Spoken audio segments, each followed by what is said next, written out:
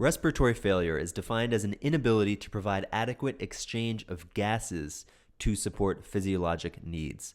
What gases? Oxygen and carbon dioxide. So often respiratory failure is categorized as hypoxemic or hypercarbic, also known as hypercapnic.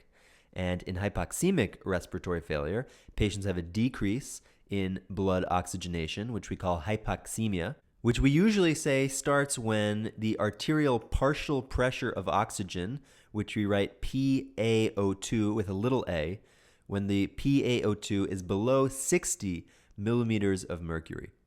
And in contrast, patients with hypercapnic respiratory failure have an increase in the carbon dioxide in the blood, or hypercapnia. And we usually say that starts when the arterial partial pressure of carbon dioxide is greater than 45 millimeters of mercury. Many patients might have a combined condition when they have both hypoxemia and hypercarbia. Now there's some terminology here that can get confusing, so let's address it right away.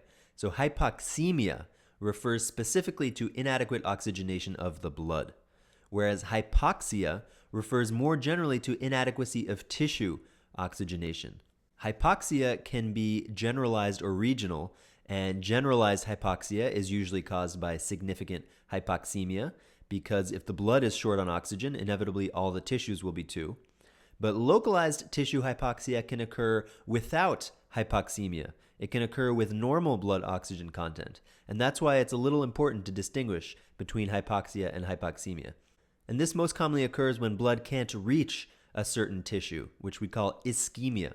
And examples of this include hypoxia at the myocardium due to local ischemia, which is exactly what we see in an MI, mesenteric ischemia, or generally any state for which the local tissue demand for oxygen exceeds supply. Now, a third situation, which is even more rare, is when the tissues are unable to utilize oxygen despite normal levels of oxygen in the blood and tissues. An example of that is cyanide poisoning, which prevents cells from using oxygen by inhibiting the electron transport chain. And it's considered a kind of hypoxia, even though the partial pressure of oxygen in the tissues can be normal, because the end result is similar to hypoxia.